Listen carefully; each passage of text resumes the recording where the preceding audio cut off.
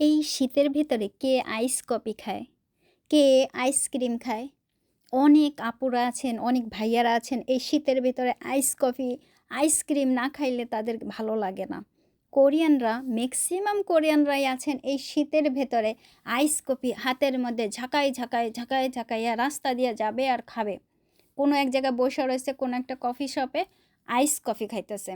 মানে আপনি অবাক হয়ে যাবেন যে এরা কিভাবে এত শীত, মানে আমার তো হাত পা পুরো ঘরের ভিতরে শীত, ঘরের ভিতর হিটার দেওয়া কিন্তু আমি শীতে কনকনে কাঁপি, 2টা 3টা উলের কাপড় পরা, তারপরে চাদর একটা নিয়ে বসে রয়েছি, তারপরও শীত আমার যায় না। কিন্তু কোরিয়ানরা এই শীতের মধ্যে আইস কফি খাবে, আর এই আইস কফি আমার বানাইতে হবে সকালবেলা।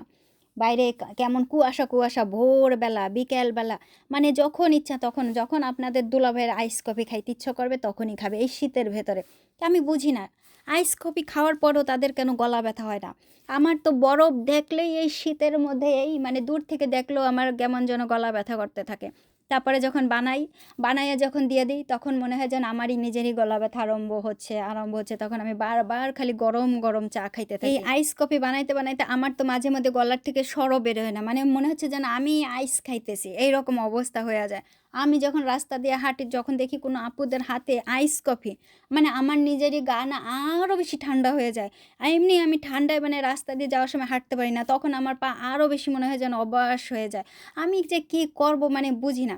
আর এই কোরিয়ানরা যে এত ঠান্ডা খাইতে পছন্দ করে কেন? কী কারণে এত ঠান্ডা খাইতে হবে? এই ঠান্ডার মধ্যে কী কারণে এত ঠান্ডা খাইতে হবে? কী কারণে এই আইস দিয়া কফি বানাইয়া খাইতে হবে? কী কারণে আইস কফি দোকান থেকে অর্ডার দিয়ে খাইতে হবে? কী কারণে লাইনের পর লাইন দিয়ে থাকতে হবে আইস কফির জন্য?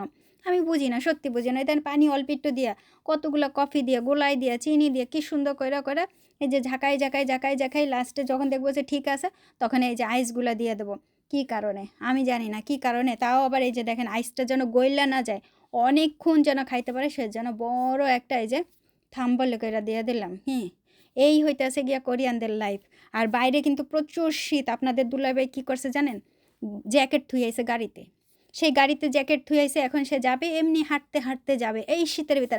আমি তো 2-3টা কাপড় পইরা থাকবো, তারপরে বাইরে বেরোবো। আপনাদের দুলাভাই যাবে এমনি হাইটা দেখেন, এই যে দেখেন যাইতেছে সকালবেলা।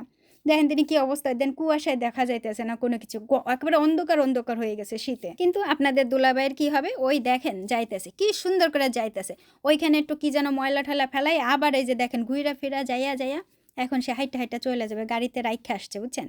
জাম্বার বলি কোরিয়ান ভাষায়, জ্যাকেট গাড়িতে রাইখা আসছে, কি সুন্দর কইরা যাইতেছে এই শীতের মধ্যে, দেখেন দিনই।